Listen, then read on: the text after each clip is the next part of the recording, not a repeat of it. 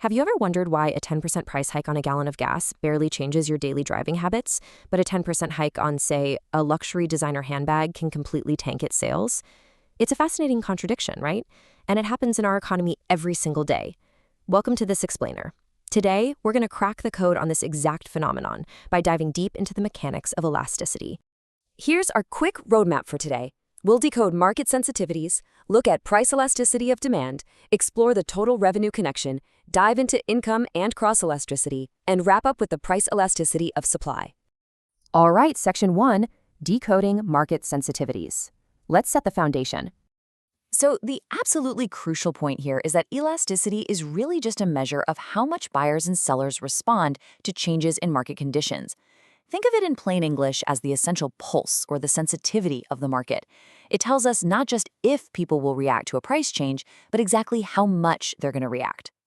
And there are 4 distinct pillars to this concept that control our market dynamics. We've got price elasticity of demand, price elasticity of supply, cross-elasticity, and income elasticity.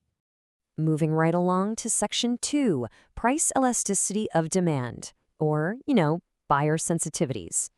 Now, the law of demand tells us that a fall in price raises the quantity demanded, obviously, but elasticity puts an exact number on it. Let's look at a practical example, because, let's face it, nobody wants to give up ice cream. Imagine a 15% increase in the price of an ice cream cone causes the amount you buy to fall by 30%. Well, if we take that 30% change in quantity and divide it by the 15% change in price, we get an elasticity of 2. That number, 2, is incredibly important. It basically means your demand changes proportionately twice as much as the price does. You are highly sensitive to that price change.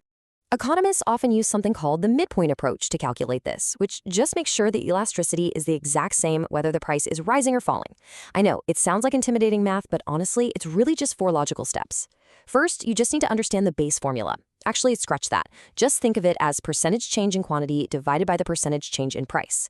Second, calculate the average percent change in quantity by dividing the change in quantity by the average of the 2 quantities.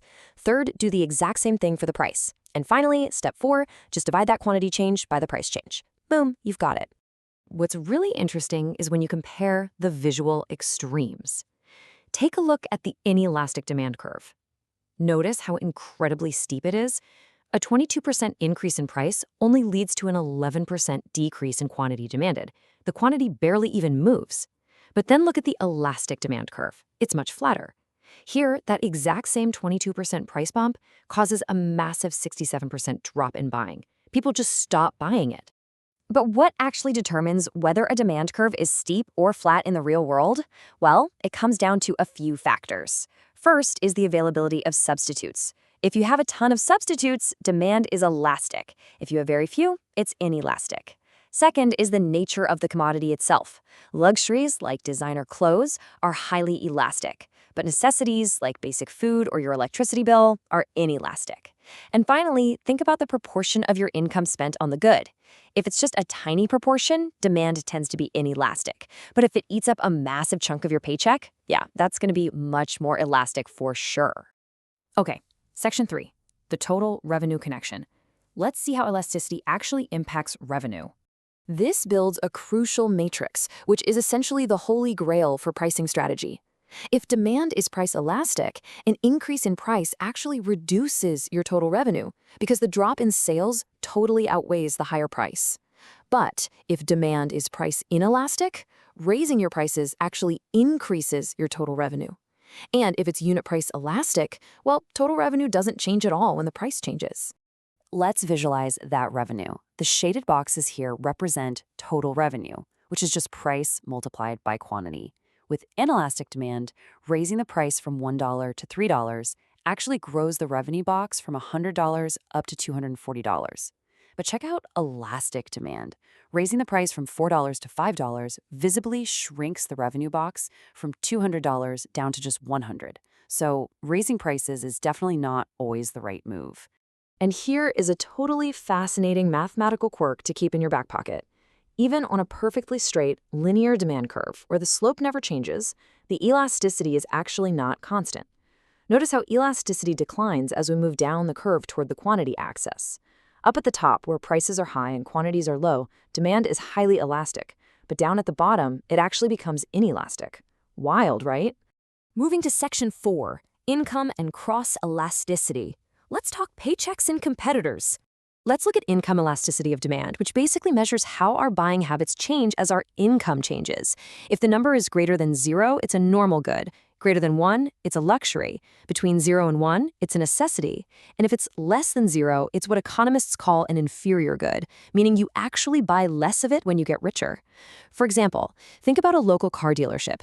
If average customer income falls by 20% and demand for cars plummets by 50%, dividing those gives an elasticity of 2.5. Since 2.5 is greater than 1, cars in this local market are acting as a luxury good, heavily tied to the customer's income. Then we have cross-elasticity of demand. This measures how the quantity demanded of one good reacts to a price change in a completely different good. Substitute goods like butter and margarine have a positive cross-elasticity. So if the price of butter skyrockets, the demand for margarine goes up. Makes sense.